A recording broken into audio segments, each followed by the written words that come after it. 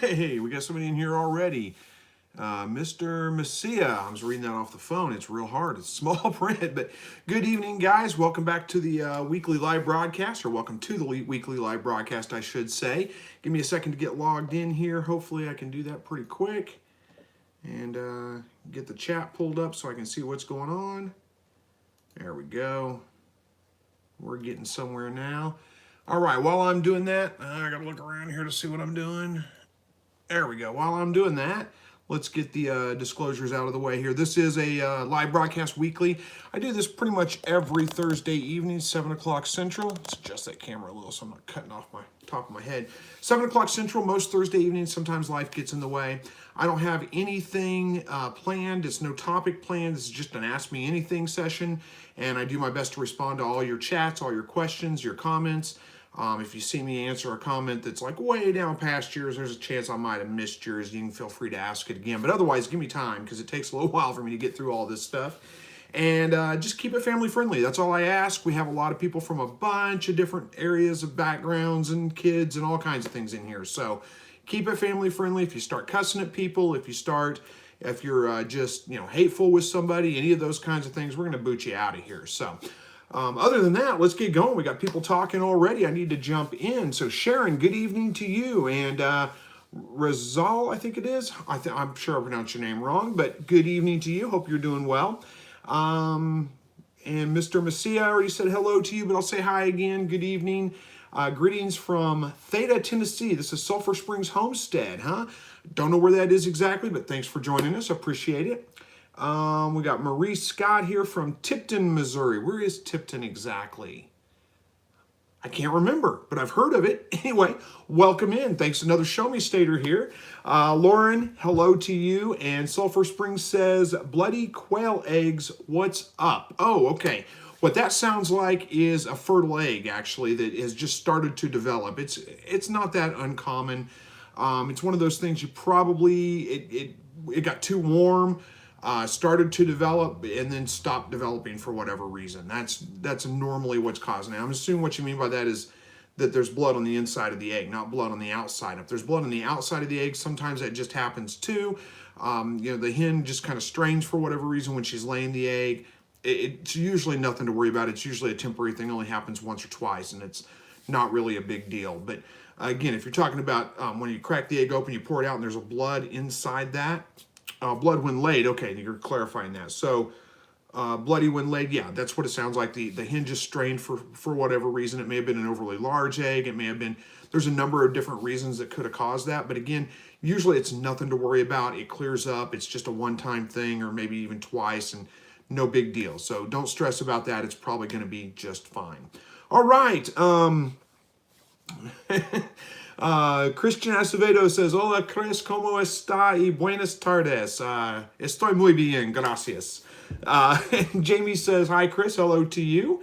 Lauren says, do rabbits get worms? Well, can rabbits get worms? Yes, rabbits can get worms. They're just like any other animal.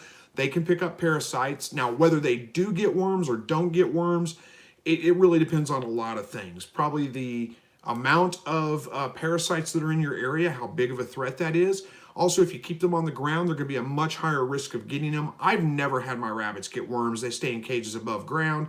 It's never been an issue. But if they're in contact with the ground, I can almost guarantee they would get worms because it's just a common thing around here. I mean, I have to keep my dog on a worm medicine to keep him from getting worms.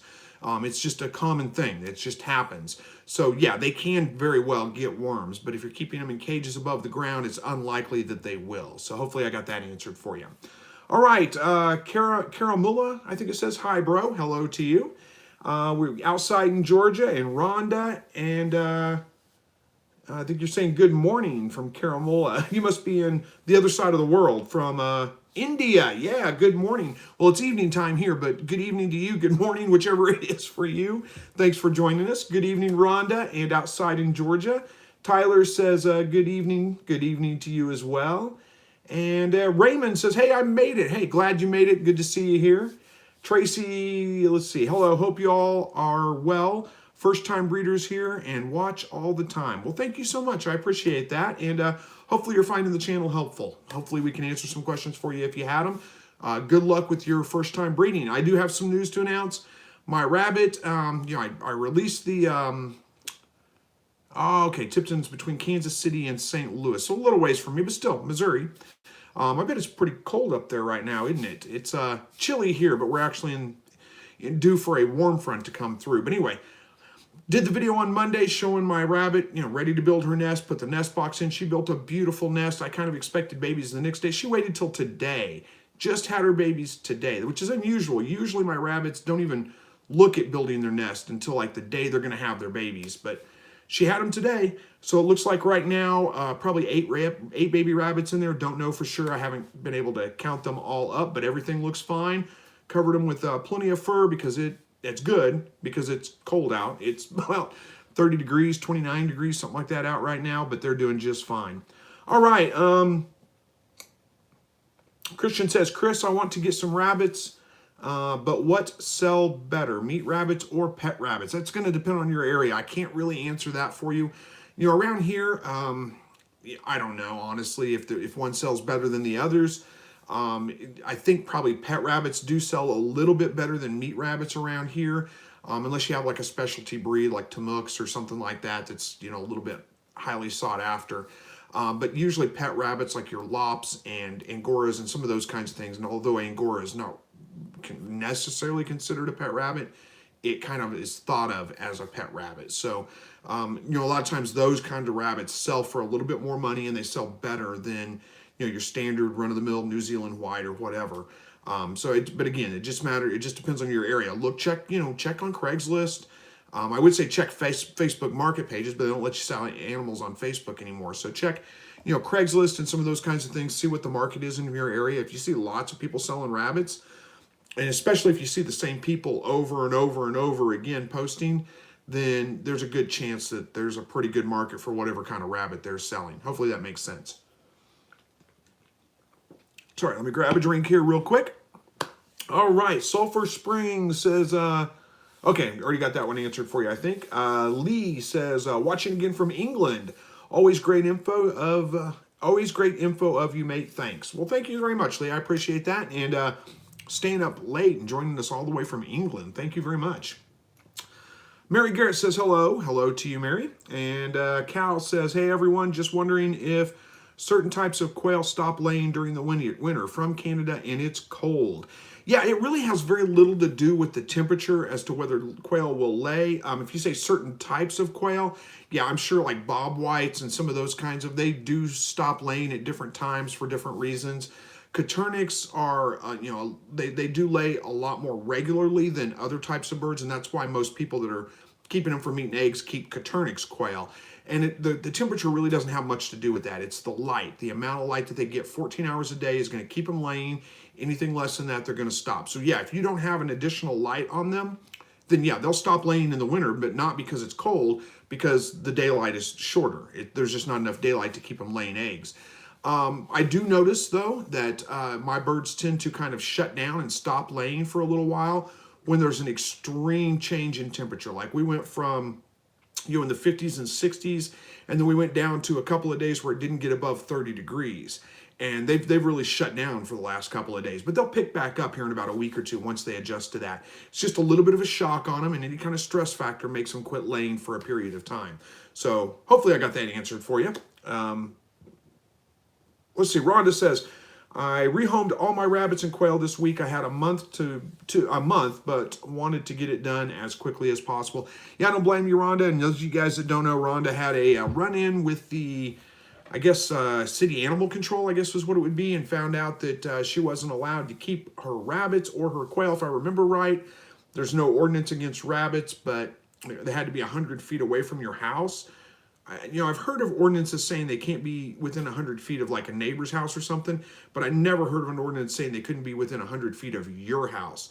And I think I would challenge that a little bit, because surely there's pet stores in your area selling rabbits and people keeping them in their house. So, I think that's I don't know, maybe it's just the interpretation of the city ordinance, but either way, those of you guys that haven't heard, she had to run in with them. She had to get rid of all her rabbits, all her quail. So prayers for you, Rhonda. I know you're looking for a new place, looking to move eventually, so we're to a place where you can do those things.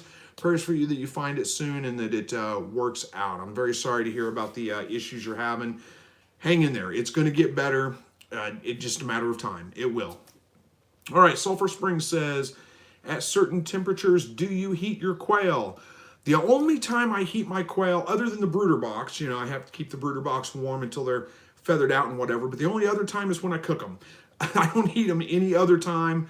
They don't need the heat. They just need a wind block. That's it. And we get pretty cold temperatures, well below zero sometimes. Although it doesn't usually stay there for a prolonged period of times around here, we do get days where it's not above freezing, days in the teens, and it stays there for prolonged periods of time, and I never provide them with any supplemental heat. They do just fine. All right, excuse me. Razal, I think it is. Oh my gosh, I'm so bad at name pronunciation. I'm sorry if I've got it wrong.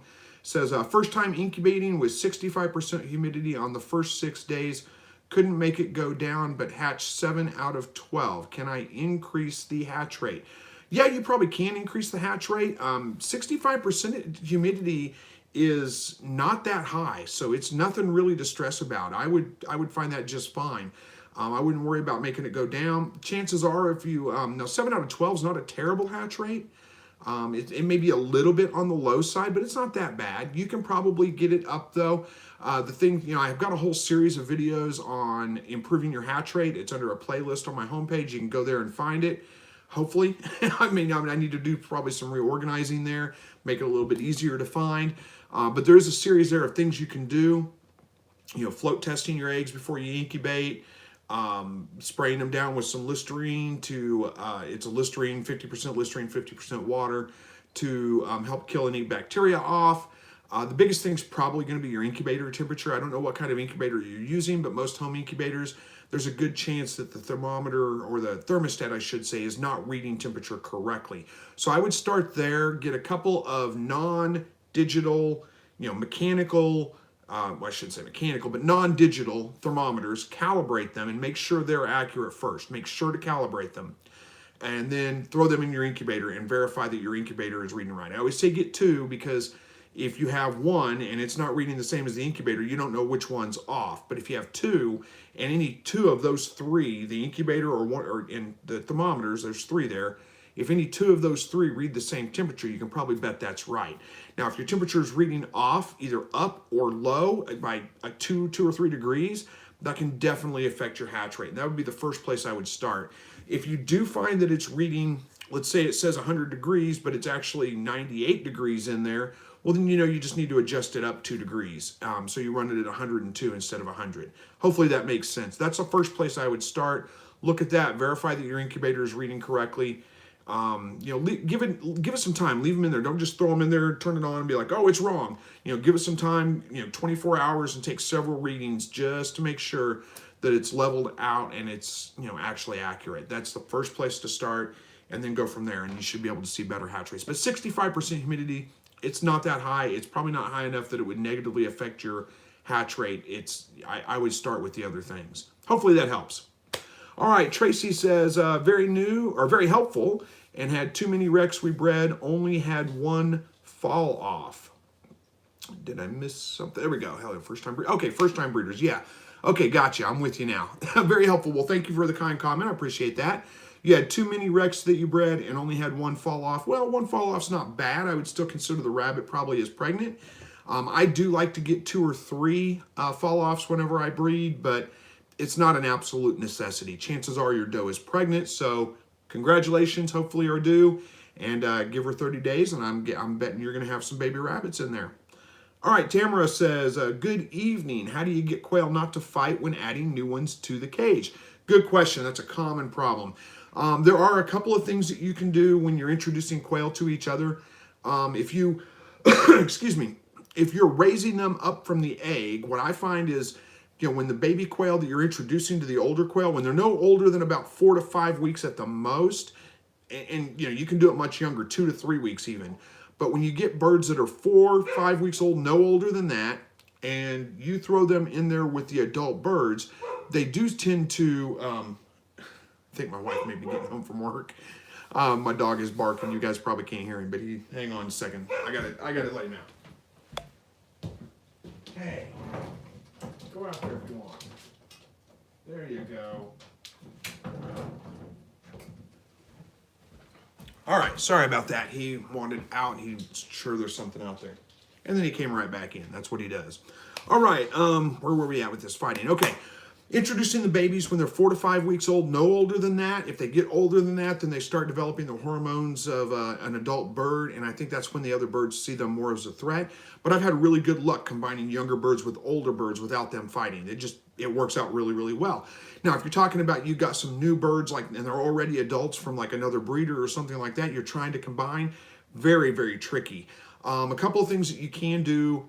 There's almost always going to be some kind of fighting. Usually they work it out and it's not that big of a deal in the long run, but initially it can be a little startling, and sometimes they can do some damage. They can peck an eye out or something like that. A couple of things you can do is try to time it right.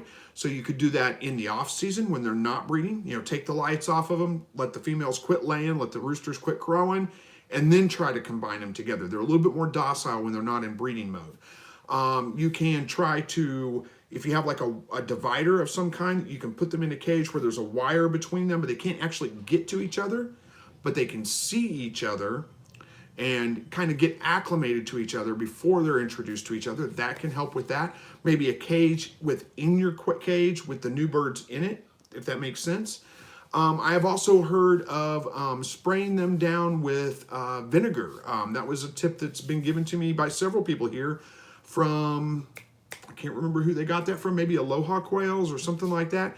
I have no idea why that would work, but people say it does, so it may be something that's worth trying as well. But those are, another thing that you can do is if you have 2 hutches and you can divide your birds up. So let's say you have 10 birds and you're trying to combine another 10 birds. Instead of putting those 10 birds in the hutch with the 10 birds you already have, move 5 birds from the hutch you have to another hutch and put 5 of the new birds with those birds and 5 of the new birds with the birds in the other hutch. And it's just enough of a mix where there might not be a lot of fighting with that. That's a couple of things that you can try. But again, there's probably going to be some amount of fighting that goes on. Monitor it. Hopefully it doesn't get too bad. And usually they'll get over it pretty quick. And everything's going to be fine in the end. Hopefully that helps. All right, Richard says, happy to make it. Friday is here now. Well, Friday's not quite here, but it is close. It's tomorrow, and Saturday is opening day of deer season. So I'm going to be out hunting on Saturday morning and Saturday evening probably. Don't know if I'll hunt Sunday morning yet. Probably, I don't know. We'll see. But all weekend long, I'm probably going to be doing some hunting. Hopefully I see a deer. I've got a crossbow this year, so I got to bow hunt. I've never done that before. It's new. And honestly, haven't been seeing much at all. There haven't been many deer moving around, so I'm hoping that they're up moving around this weekend and get a little bit of a better chance. We'll see. All right. Rhonda says, I did try to reply to your comment on last week's live stream, but it didn't post. Oh, that's okay, Rhonda. Sometimes I do my best to try to respond to every comment. Some days I get a day or two behind. I try to catch up to it later. And I do pretty good at keeping up with that. Sometimes comments get marked as spam. I never see them. I don't know why. Just sometimes they go into a spam, and I can go through the spam, but most of the spam is spam. Sometimes there's a comment that's not spam that gets in there, and I don't go through those very often. So if you posted a comment that just disappeared, it may have got marked as spam for one reason or another, especially if you put a link in there for some reason. That seems to kind of do that.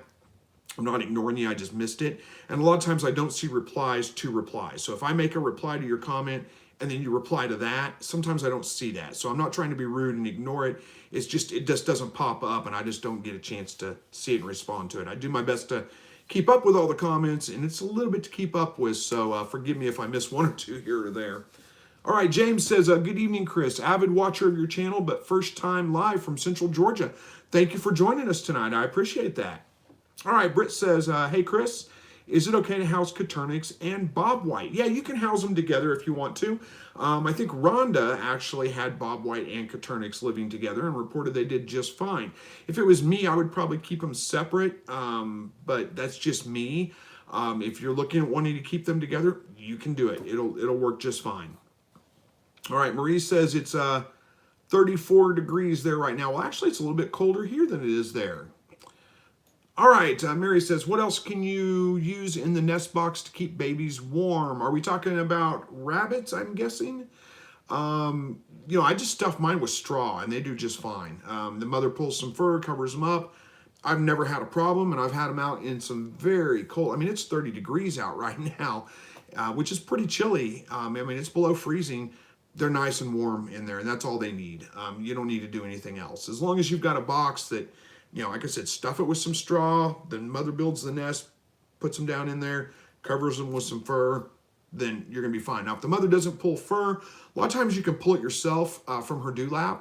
It's when she has her babies, the hormones make that fur really loose, so it's easy to pull. You shouldn't have to. I mean, it's not like ripping hair out. It's pretty easy to pull. You should be able to pull some yourself. You can do that to cover the nest with, or you can use like batting, like cotton batting that you would stuff a pillow with. You can use something like that as well to cover them with. But that should be all that they need. All right, Rhonda says, I was upset about having to rehome all the animals, but now we can save money to move, and that's what's important right now. Hey, look at the bright side. You're right. Sometimes things like that happen for a reason, and make the best out of it. That's all you can do. Hang in there. All right, Rizal, I pronounce it different every time. I'm sorry. What's the best method for fixing splayed legs on quail? Okay, that's a tough one. If you get splayed legs on quail, there's a number of different reasons that could happen. There's a couple of things that you can do. One, it could be a vitamin deficiency of some kind, although I think that's probably pretty rare. But adding some electrolytes and some vitamins, especially thiamine and vitamin E and thiamine are the two you're looking at adding to their water supply that can help with that. Where are we going? Where are we going with that? I forgot what else I was going to say. It could be a genetic issue, and if it's a genetic issue, there's probably not a whole lot you can do with that. You may end up having to cull the bird, which I find about half the time with splayed legs, I end up having to cull the bird out. But one method that you can try is like a shot glass or a piece of tubing or something that you can put the bird down in, a pill bottle, something like that, that's going to force the bird's legs underneath it and force them to hold it up. If you can catch it quick, a lot of times that will fix the issue. And you just leave them in there for 8, 12, 13, even overnight, something like that, and then take them out and see if it's fixed at that point. You can build like leg braces for them, basically out of tape, but I found that very difficult to do, but it's a possibility you can do. A lot of times splayed legs is caused by, it can be caused by 2 or 3 different things other than genetics or vitamin deficiencies. Either a really slick surface when they're trying to walk. So if you put them in a brooder box with like newspaper's slick, they can't get traction on it. They slip, they don't build up those leg muscles quick enough. So that's what happens, and they get the splayed leg. I also find that it's pretty common when you have birds that are hatching very, very late. So if your incubator temperature may be a couple of degrees low and you've got birds hatching late, then they can have more of a problem with splayed legs. So there's a couple of ideas for you. Hopefully that gives you something to work with. It is tough to treat. Sometimes it can be fixed, sometimes it can't. All right.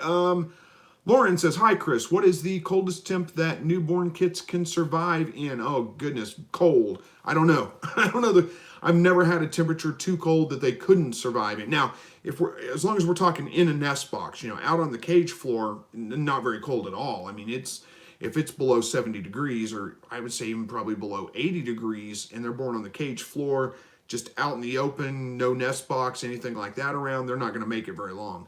But if they're in a nest box, huddle in with their other, siblings with, the mother's fur covering them, I mean, negative temperatures, they're going to be just fine. They can handle that stuff, no problem.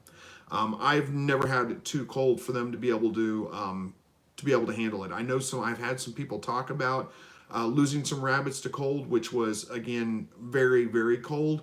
But if you keep the wind off of them, and like I said, keep them in a nest box, they're going to be fine in really, really cold temperatures. I couldn't tell you the lowest. All right, Mr. Messia says, I have 8 female quails, but someday I didn't get any egg. What would be the reason? Oh boy, there's so many things that can cause that. Let me grab a drink here real quick. We'll dive into that. All right, so if you're talking about a temporary stop in egg laying, then generally what's going to cause that is some kind of stress factor on the birds. So maybe you recently moved them. There's a predator coming around that's stressing them out.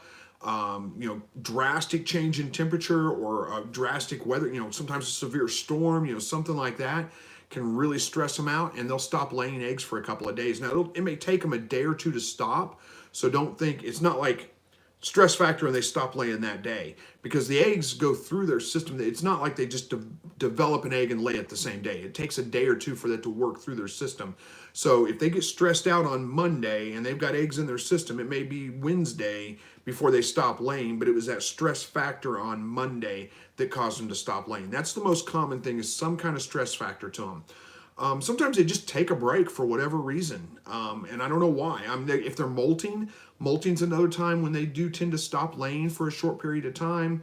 If they completely stopped laying and they haven't started back up again, it goes back to light usually.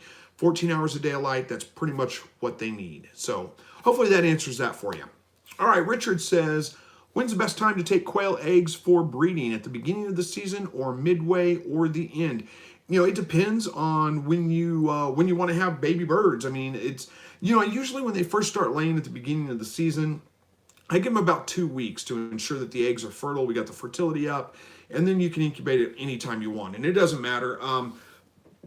The tricky thing about the end of the season is that when you're going to have birds in the brooder, like I've got birds in the brooder box right now, and they're right at 3 weeks old, so they're pretty much ready to go out. But the problem is it hadn't gotten above freezing for a couple of days, so I don't really want to throw them out there they're down in the high 50s right now in the garage, but I don't want to throw them out into 20-degree weather, just shock them like that. And we got a couple of days coming up now where it's not going to get below freezing. I think they'll be fine. So tomorrow they're going to go out to the grow out pens, but tonight it's going to get down to like 20 degrees. So one more day in the brooder box. And that's the thing you got to kind of consider with them is, being able to move them outside. They can handle really cold temperatures once they're feathered out, but they really kind of need to be acclimated to that. You don't want to shock them with a 40-degree temperature drop and just very sudden like that. You need to give them some time to adjust to those kinds of things. So hopefully that makes sense. It just depends on your situation. What you can do it at any time though, really. It doesn't matter beginning, end, middle, whatever works out best for your schedule and the way things are going in your area.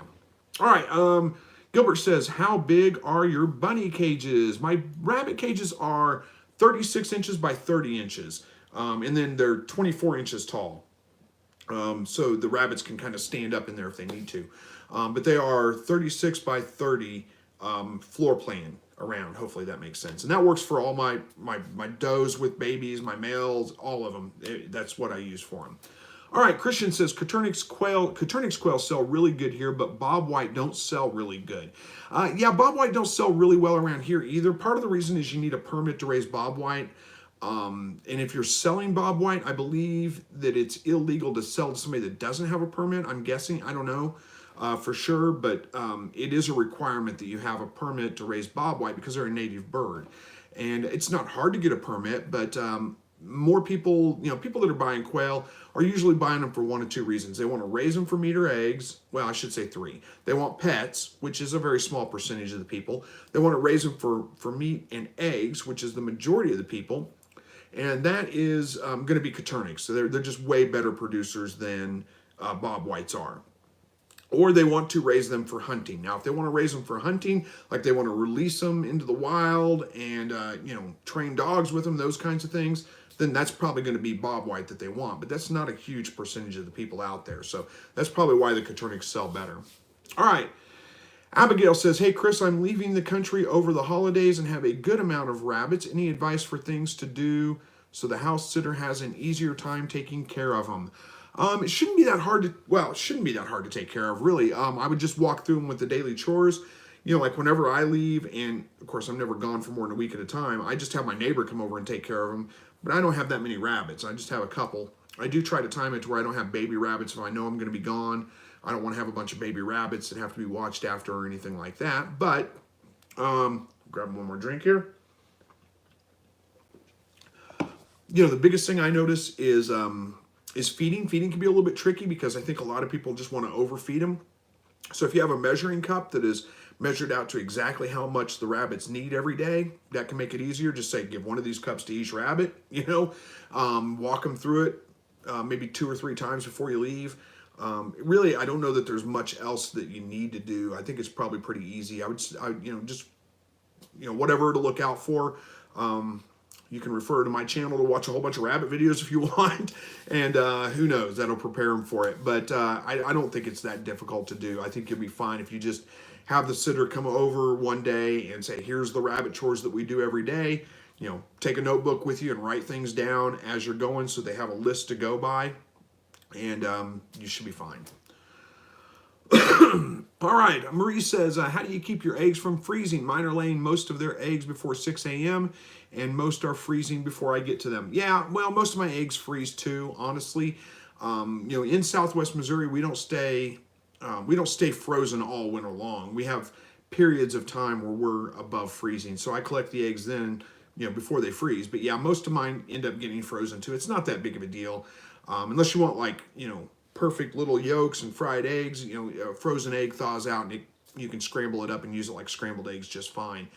It's not that big of a deal to me, but I don't have a way. I mean, aside from putting a heater in to keep it above freezing, I don't know that there is a way to keep them from freezing. I don't have a way to do that.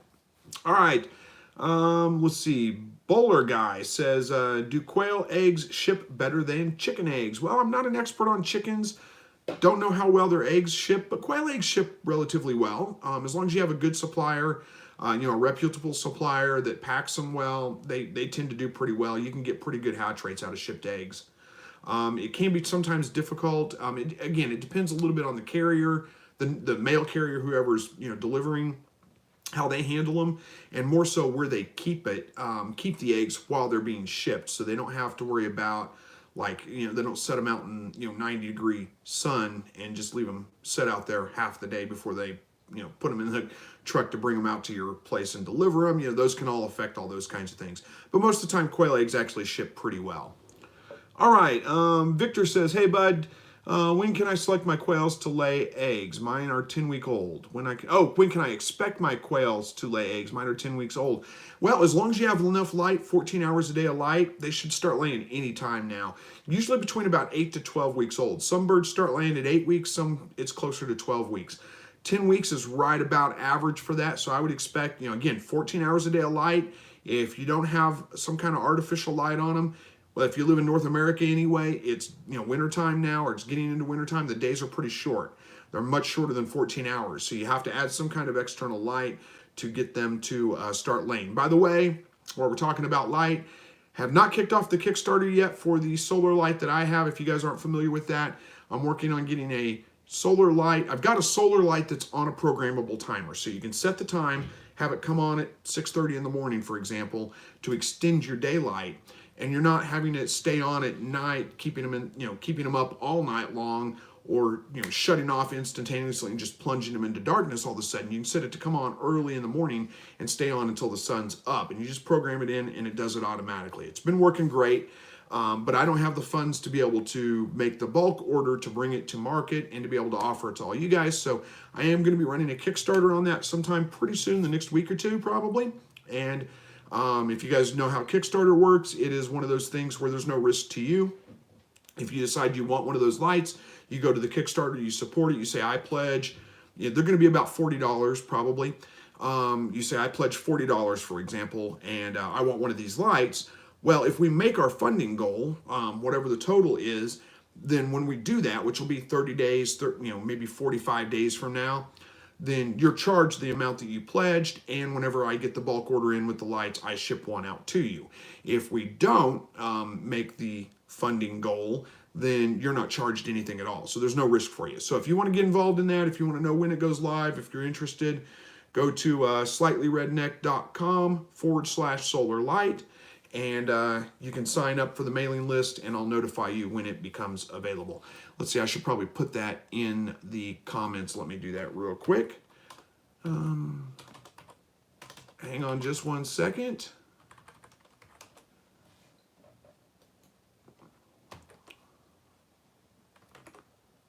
All right, here we go. There it is. All right, so it's in there. Where are we at here? What else? Lost track. Oh, give me one more second. All right, there we go. I'm back on track now. Okay, so Sulphur Springs Homestead says, I see with bobwhite quail, the higher the humidity, the better here in Tennessee. 24 to 26 days on the hatch. Okay, yeah, where were we? Was that, I think that was a response to something, and I've forgotten what we were talking about, Sulphur Springs. I'm sorry, but yeah, that's good. I'm not, I've never really hatched out bobwhite quail. I've never hatched bobwhite quail. So I know they take longer, 24 to 26%. I can't tell, I can't speak to the actual humidity necessarily, but generally speaking, quail eggs and chickens too are pretty similar. You want to keep them, 55 to 65%, and then bump it up a little bit to about 70 to 75% during lockdown, the last couple of days before the hatch. But you don't really want to go much above that, and you don't really want to go much below 55%, if that makes sense. So, yeah, you're probably right about bobwhites. I don't know that much detail about them. So, good. Thank you for the comments on that. Rhonda says, thank you for your thoughts and prayers. It was city zoning. I'm allowed to keep them inside, just not outside, but I can't keep 20 plus rabbits in my house. Yeah, I don't blame you. No way you could do that for sure. Well, hang in there, Rhonda. It's gonna get better. Like I said, you'll find it'll work out in the end. All right. Sherry says, hi, Chris from Georgia. Hello to you. Armen says, hi, Chris from West Balkan, Europe. I don't know where that is exactly, but I know that's all the way across the world or around the world from me. So thank you for joining. And it's probably early morning there, maybe. I don't know. Late, one way or the other. Thanks for either staying up late or getting up early and joining us. I appreciate it. All right, Outside in Georgia says it was, I was reading that cold water creates vacuum, causing bacteria to be sucked into the inner egg, where Listerine solution on the outer egg can't kill. If I did float test with cold water, did that ruin my hatch? I don't, that's a good point. I don't know that that's actually that big of an issue. I don't think I would worry about it too much. I spray my eggs down when I collect them.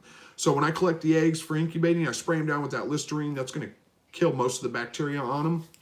And I don't float test till right before I put them in the incubator. And then I spray them down one more time before they go in the incubator. But I wouldn't use cold water because it's more of a shock factor. You don't really want to shock the eggs. Sorry, my computer decided it wanted to update right now. I had to stop it real quick. Yeah, more of a shock factor. I guess it's possible that it might create some kind of vacuum. Who knows? I don't think that it's going to ruin your hatch, though, float testing, but it may impact your results a little bit. Next time I would try room temperature water, and that should work a little bit better. I don't like to use hot or cold water directly on eggs. Think of it this way. If you're hot out, you don't want to jump in an ice cold shower, and not that your water's ice cold. But that's going to send you into shock. And same thing if you're cold, you don't want really, really hot water. That's going to, again, it's going to shock your system. It's just not good. So I would use room temperature water. I think that's probably better. All right, Mr. Messia says, what is the time for little quails to take out from the brooder? The best time for the little quails to take out from the brooder. Okay, so to move them from the brooder to outside, again, it depends a little bit on outside, kind of what your weather is there. In the summertime, when it's not getting below like 75 degrees at night and, getting down to 70 degrees maybe at night and, up in the 80s and 90s during the day, at 2 weeks old, they're ready to go out. As soon as they're feathered out, they're ready to go out to the brooder or out to the grow out pens, move out of the brooder. It's wintertime now and it's a little bit colder. So I really wait till they're about 3 weeks old, get a little bit more bulk to them before I move them outside. But anywhere from 2 to 3 weeks, once they feather out, they pretty much don't need the heat lamps anymore. And you're fine at that point. Hopefully that helps. All right, Amy the Little Farmer says, hi, Chris from Central Ohio. The quail made it through an 11-degree night. Your hutch plans are fantastic. Thank you. Well, thank you so much. Yeah, we were down in the low, like in the single digits, for a couple of nights. And yeah, the quail did just fine. They usually will, unless you're, like I said, you've got really young birds. Sometimes, especially if you moved them out and, recently moved them outside. They haven't had time to acclimate to that, and it can be a little bit of a shock for them. Really, 2 to 3 week old at the most. It can affect them quite a bit, but other than that, they're usually pretty hardy and they can handle the cold temperatures pretty well.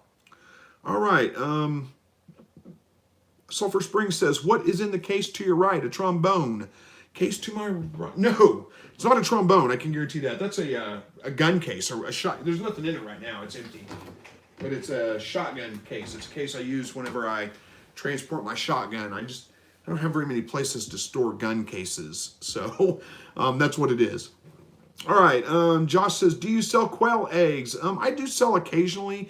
I'm not set up for shipping though, so I don't have like quail eggs for sale to the public and ship them out to you guys. I do sell them occasionally locally, but not very often. All right, Jamie says, you always answer my questions, and I'd like to thank you for that. Well, you're absolutely welcome. Meg says, I have a question. I have a first-time bunny mama. She's mulching but not making a nest. She's doing a few days. Okay, so I'm assuming your question is why is she doing, and I don't know what you mean exactly by mulching. Is she walking around with like straw hanging out the sides of her mouth? If she's a first time, I mean, it sounds like she's looking to get, her nest built, but she doesn't know exactly what to do because she's a first time mom. She's doing a couple of days, so that's pretty common. They're going to start doing that kind of behavior a little bit before they're due. She knows she needs to do something, but she just doesn't know yet. Give her some time, give her some space, watch her. Make sure she doesn't pull all the straw out of the nest box and, just nothing left in there. You may have to put more straw in it. That's not uncommon with first-time moms especially. Really watch her close over the next couple of days, though. Make sure that she has her babies in the nest box. If she doesn't, it's pretty common for first-time moms to just, again, not know exactly what they're doing. And she may just end up having her babies right there on the cage floor. And you want to be there as quick as you can to get those things picked up, put them in the nest box. And then take any fur she's pulled and cover them up with that fur. She's going to get in there and take care of them just fine. So it's no problem from that. But again, that's what you don't want them born on the cage floor and just laying there for all night long or something like that. So do your best to keep a pretty close eye on her. I'd go out and check on her, morning, midday, evening, however frequently you can. I work a job, so I can't check midday. I'm pretty much restricted to morning and evening whenever I have to watch mine. But luckily, most rabbits have them in the afternoons and the evenings, sometimes into late evening. So check her a couple of times, the evening before you go to bed, and hopefully you'll catch her when she's having her babies. If she's having them in the nest box, you shouldn't have to worry about it too much. But if she has them on the cage floor, you need to get them up, get them in the nest box. That's the only thing I would really worry about. All right. Rhonda says, I didn't think you were ignoring me. I think I went to spam. Have no clue why. Talking about the comment that you never saw. Could be, Rhonda. I don't know why either, honestly. All right. Chris Hard Music says, hi, Chris from the UK. Awesome. Thank you for joining us. Says, well, wondering if 450 grams was a good size for a jumbo quail. And as I have the option to buy some eggs from a source that says they get to 450 grams. Thanks for all the great content, Chris. Well, you're absolutely welcome. And if you see me doing something over here, remember I'm an American. We use the stupid imperial system. I have no idea how much 450 grams is. So I've got to convert that over to ounces. So that is 16 ounces, 15.8 ounces. Then yes, that's a pretty good size for quail. Anything over about 10, 11 ounces is considered a jumbo bird. And that's a pretty decent sized bird. So yeah, I think it's a good investment for you. Hopefully that helps. All right. Mary Garrett says, yes, it was Bunny. Sorry and thank you. What were we talking about? I forgot, Mary. I vaguely remember talking about, I think, nesting boxes. Okay. Hopefully I got it answered for you, and you're absolutely welcome. All right. Bubba Hauk, I think it is, says, I watched your video on those stackable quail cages. Can you permanently use them to raise quail? Yes, you absolutely can. I ended up moving the quail outside. It's just much easier to let the droppings fall to the ground, not have dropping trays to clean up. They do throw feathers around, not having feathers to clean up, any of that kind of stuff. It's much easier for me. But yes, you can absolutely use those stacking quail cages, raise them in there permanently if you want to. They work just fine. There's no reason not to if that's what you got. All right, Jill says, Sulphur Springs Homestead, I'm guessing that it isn't a trombone, but a bow. Well, good guess. I think we got that answered, though. No, not a bow. I'll tell you guys, I am not a bow hunter. I mean, I've got a crossbow, and I bow hunt with my crossbow. First time this year I've done that. But I'm not good with a bow at all. I've only shot one just a handful of times. I've got a bow. Sits over in the corner back here, which you guys can't see right now. It was my dad's. I've shot it a few times, but never enough to get really good with it. And it's a very old bow, so it's not a not a new one. Maybe someday I'll pick up a bow, practice with it, get good with it, but I'm not good with it right now. All right, Funky Farm says, hey, and with a wave, hello to you. Says, Chris, I was wondering if it's really worth my time to raise celadons instead of regular Coturnics. Celadon are much more expensive. Will I make money with the celadon? I can't answer that for you. It depends again on your market in your area. Are they in high demand around there? Are people willing to pay for them? Maybe. Excuse me. I had some celadon layers for a while, and eventually they just kind of, it was just like every other, you get used to it, I guess, is what I'm trying to say. It really wasn't anything special after a while, and I don't even know, I don't think I have any celadon layers right now. I think I just kind of all phased them out, not intentionally, just kind of phased them out over time. So yeah, I can't tell you that you're going to make money off them. I don't know where you live, what your area is like, if there's people willing to pay for them. I don't know how saturated the area is, if they're a pretty common thing around there or not. That's something you're going to have to just kind of research for yourself, unfortunately. Me personally, I don't think it's worth spending anything extra for them. But again, I'm not selling the eggs, I'm not selling the birds or anything like that. It may be I do sell some birds occasionally, but not a huge amount. So it may be a bigger deal for you if you're looking to make money off of them. Maybe they are in higher demand, and maybe it is something you can make money off of. I don't know that there's really anything special about them around here. I don't know that they sell that much better here. I think people would I don't think people would be willing to pay more for them than they would for a regular jumbo bird or something like that. So hopefully, I know I can't answer it for you exactly, but hopefully that helps a little bit. All right. Rhonda says, yes, I had Bob White and Coturnic's quail together. They were doing really well up until the end. And then I had to remove the roosters, just the Coturnic's roosters. So what you're saying, Rhonda, I think is that your Coturnic's roosters got aggressive with your Bob Whites and started fighting with them, probably is my guess. All right, Nathan says, quick question for you. Should I be worried about the gene pool in quail? Probably not. I don't worry about it too much. There's no way to really know for sure which ones are the fathers and which ones are the mothers and all that. I don't worry about it too much, and there's really not much of any kind of problems that are going to come from breeding. You can breed father and daughter or mother and son. Brother and sister you want to kind of avoid. But again, in birds, it's not that big of a deal. It would take several generations for issues to start showing up. And chances are you're just not going to run into that because you've got enough birds. What I typically do is try to get some new blood about every couple of years. Maybe order some eggs from somebody or pick up some roosters from a local person or something like that to introduce into my flock. But other than that, that's really probably all you have to do. It would be a long time before you'd find any kind of genetic problems starting to show up in your birds from inbreeding. I wouldn't worry about it. All right. Where are we at here? Lauren says, thumbs up, everyone. Well, thank you, Lauren. I appreciate that. Funky Farm says, to Nathan Young, you can keep the same stock for about 3 years before inbreeding becomes a problem. Yep, probably. I bet you can go further than that, honestly. All right. Kim says, hello, send me cold. Too hot in Florida. Yeah, you have to move out of Florida probably, but I know a lot of people here that would gladly trade you places. Not me. I personally, I like having wintertime. That's one of the things I like about living in Southwest Missouri is we get all 4 seasons. We get summer, we get spring. Well, I guess I should do it in order, right? We get spring, we get summer, we get fall. Although sometimes it's shorter, sometimes it's longer, who knows? And we get winter, and I like having them all. I like having that change. The winter time. There's things I like about winter when winter first hits, like deer seasons this weekend, hunting, all those kinds of things. By the time winter's done, I'm done with it. I'm ready for summer, but it really helps me appreciate the spring and the summer a lot more. And then, the summer starts to get pretty hot, and by the time summer's done, I'm ready for fall and that nice cool down, and it just makes me appreciate those things a little bit more. But anyway, let's get on to your question. It says, let's see, I have a question. New rabbit didn't take care of her young. I saved 4, but then 3 died, and the last little baby bunny survived. My Gatorade bunny, huh? Okay. And it says she survived. Is there more? I don't know what the question is. I have a question. Didn't take care of her young. Had a rabbit that didn't take care of her young. I saved 4 and then 3 died. And I'm not sure if I don't know if I know what the question is, Kim, but I'll do my best to give some thoughts on that. It's tough if you have a rabbit that's not taking care of her babies. It's a really bad mothering instinct, in my opinion, and I wouldn't give a rabbit like that very many chances. maybe 2, but if she does it again on the next litter, I'd get rid of her and get another rabbit.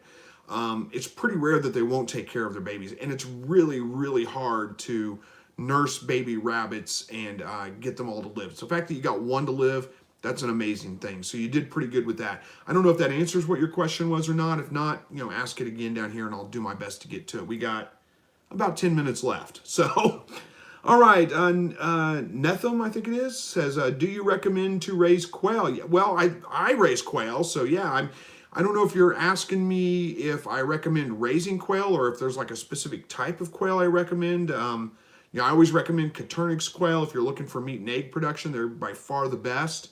And I think they're a fantastic little bird to add, especially for like an urban homestead, or if you're looking to just do some meat production in your backyard. They're great. They don't take up a lot of room. They're not super noisy. They grow really fast. I mean, there's just a lot of benefits to having them. So yeah, I highly recommend them. All right. Sulphur Springs says you need a permit in Tennessee if you want to follow the law, with quotes. Yeah, that's pretty much the same everywhere in the states. Native birds are going to require a permit. All right. Rhonda says we kept bobwhites for pets. They are really pretty and take longer to grow out. Yep, that's true too. Sulphur Springs says, Chris, you believe the chicken came before the egg. Just challenging you, brother. I think that came out wrong. I'm not sure what you're trying to say. You believe. Are you asking, I wonder if you believe the chicken came before the egg? Just challenging you? I'm not sure.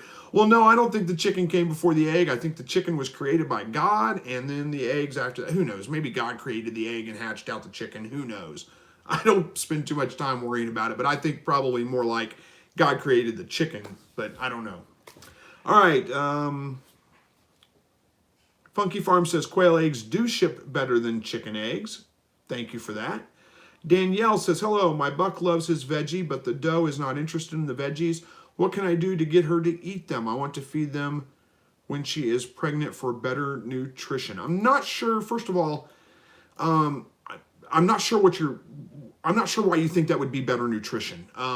Rabbit pellets, commercially made rabbit pellets, assuming you're using a decent quality one, are formulated to be nutritionally complete diet for your rabbit. And they probably don't need any veggies. It's more like a treat or something to add to them. But a lot of times if you're feeding them veggies, that means they're not eating their pellets. They may not be getting all the vitamins and minerals that they actually need. Think of it like this, broccoli is really good for you, but you can't live on broccoli alone. And I'm not saying you're going to feed your rabbits broccoli alone, but hopefully you kind of get where I'm going with that. So I applaud you for what you're wanting to do, but I wouldn't force her to eat them. If she's got good quality pellets available to her, let her eat what she wants to eat. I wouldn't force her to eat veggies. If you really want her to eat veggies for some reason, then take her other food away. I mean, that's pretty much it. That's what you're going to have to do, because she honestly prefers something else. My buck hardly ever eats hay. My doe loves it. She eats all the hay I give her. My buck hardly eats it at all. It's okay. He doesn't have to eat it. He's got pellets, and the pellets are fine. All right. TH55269 says, what is the youngest age? I'm sorry, let me back up to Danielle. Hopefully I didn't come across as hateful or anything in that answer. That's not the way I meant it. It's just, I wouldn't worry about it too much. All right, TH55269, what's the youngest age I can put quail out when the temperature is 35 to 70 degrees? That's a big temperature swing. 35 degrees, pretty cold. I think I would wait till they're about 3 weeks old, try to acclimate them off. I've got mine are right at 3 weeks old. They're going to be going out tomorrow when it's, not going to get below 35 degrees.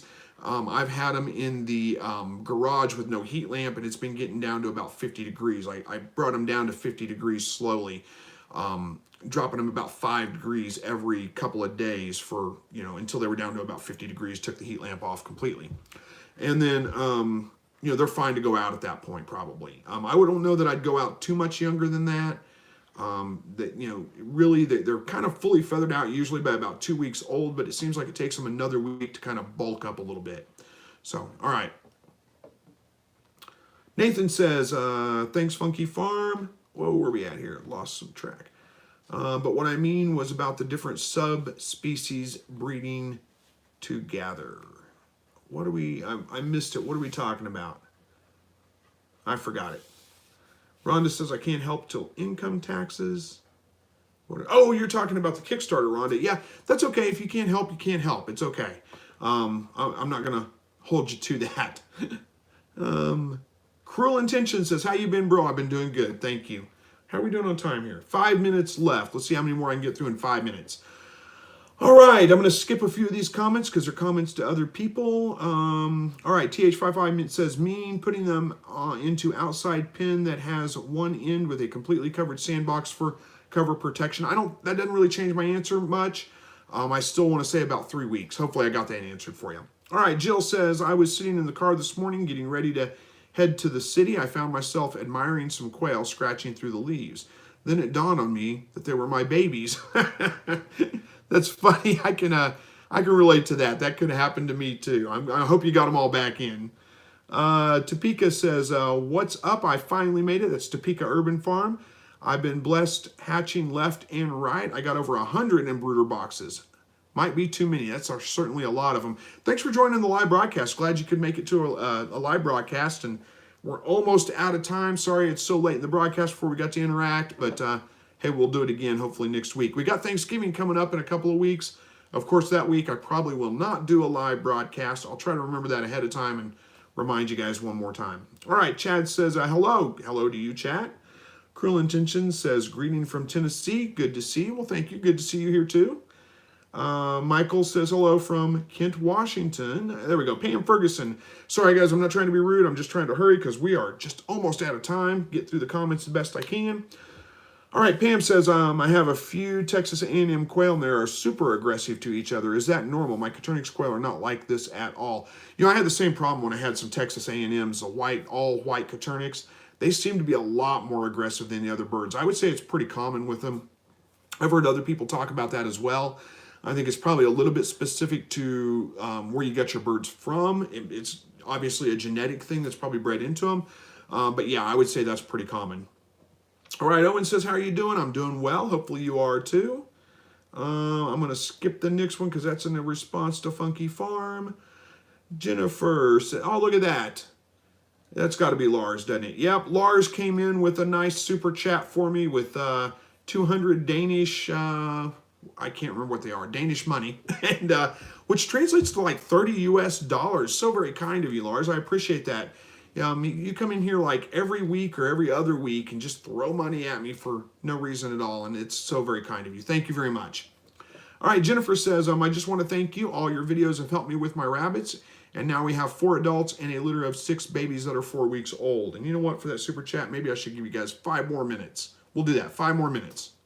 Thank you very much for the kind comments, Jennifer. 4 adults and a litter of 6 babies. Congratulations and well done. Nathan says, do you have to have purebred Coturnix quails for breeders and raising quail? Well, I'm not sure what you mean by purebred necessarily, unless you're talking about like you want to go with jumbo pharaohs as opposed to jumbo pharaohs mixed with standard. I mean, they're all Coturnix quail. So no, you don't have to have purebred, but the better bloodlines you can get for your breeders, the better results you're going to have. Jumbos, jumbo pharaoh, jumbo meat maker is what I always recommend people go with. I think they're the best for meat and egg production. If you have, jumbo pharaoh, jumbo meat makers, they're going to grow out faster. They're going to mature faster. You're just going to have better results with it. It's probably best to get good quality breeding stock, but you don't have to. I mean, they'll still produce either way. All right. Kathy says, for quail, can you use ground up chicken egg shells instead of oyster shells? Sure, you can. I would bake them a little bit first to, kill off any bacteria. You don't want salmonella growing in there or whatever. It's probably not a big issue, but I might do that anyway. That'll also make them a little bit easier to crush up. But yeah, you can crush those up for your birds if you want to use that for calcium. All right, Gary B says, I had been meaning to ask about the bow. It looks like a Pearson bow. The bow back in the corner? No, I don't think I think it's a bear. I don't know, honestly. Good question. I'll have to look later and find out. I'll try to do that. Actually, we got 5 more minutes. Let's see. This is my bow. Again, it's not, I am not good with the bow. Maybe it is. I don't know what it is. It says bear on the quiver, but I don't know that that's actually.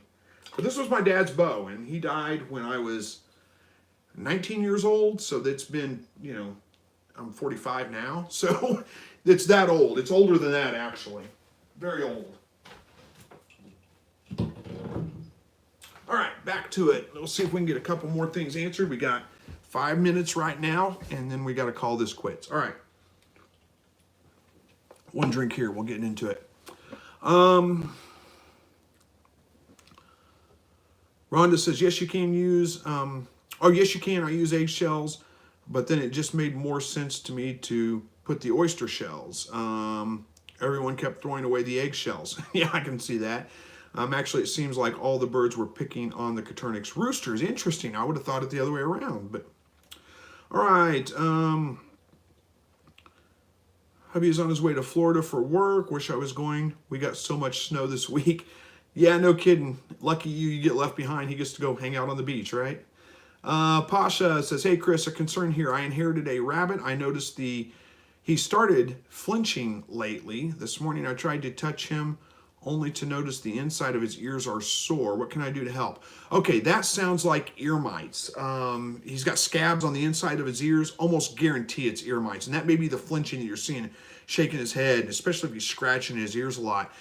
Super easy to treat, but you need to get on it and you need to get it done because it can get really, really bad.